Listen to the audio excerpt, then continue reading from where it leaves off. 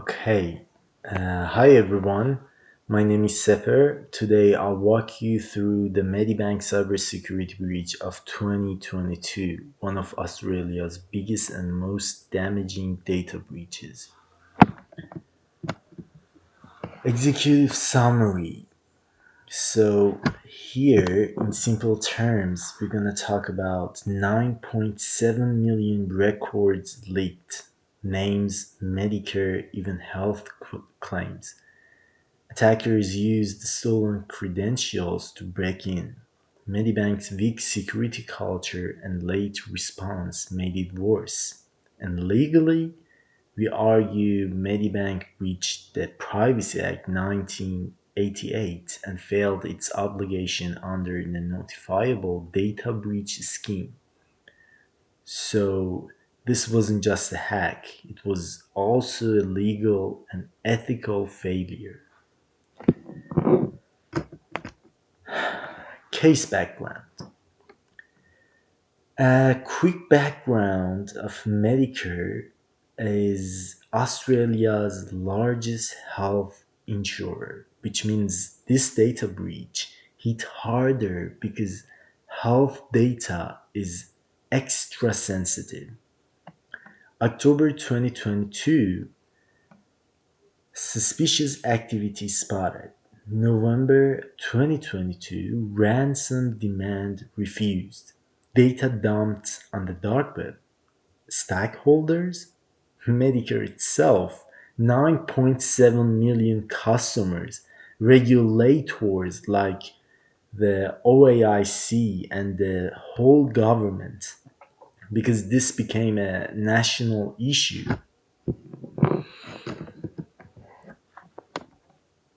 So, how did the attack actually work? In step one, hackers got compromised login credentials. Maybe phishing, maybe already floating around on the dark web. In step two, they escalated privileges and roamed freely inside Medibank's system. In step three, they exfiltrated sensitive customer data. And because the data wasn't even encrypted at rest, the attackers could just read it and dump it online. That's like leaving your safe open with all the cash sitting on the table. So, the technical weaknesses and response, we can ask that question to ourselves, that where did Medibank fail? So this is interesting because there was no multi-factor authentication on critical systems, weak network segmentation, so once inside, attackers had a free run, no encryption of health data, and the response, delayed disclosure, customers left in the dark, and the decision not to pay ransom, which is ethically fine, but it meant millions of people had their private health data leaked publicly. Critics called it slow, reactive, and messy. Human factors. Now, the human side. Employees likely had poor password habits. Attackers may have used social engineering, phishing, or tricking staff. Medibank's culture showed weak security commitment. Training gaps were obvious. Staff weren't fully prepared to prevent or respond. So it wasn't just a tech issue, it was also about people and culture, the soft underbelly of security.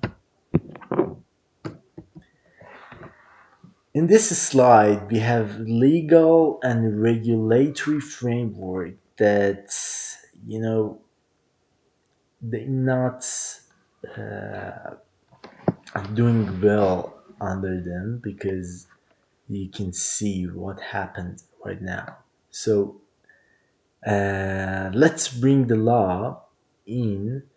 In Privacy Act 1988, Medibank had a duty to safeguard personal and health data. Cybercrime Act 21, yes, hacker broke the law, but Medibank still had preventative responsibilities, of course. Notifiable data breach scheme requires timely notification. Medibanks was delayed again. So again, fail on each step in each law. The OAIC, Office of the Australian Information Commissioner, launched a formal investigation which could mean fines or enforceable undertakings.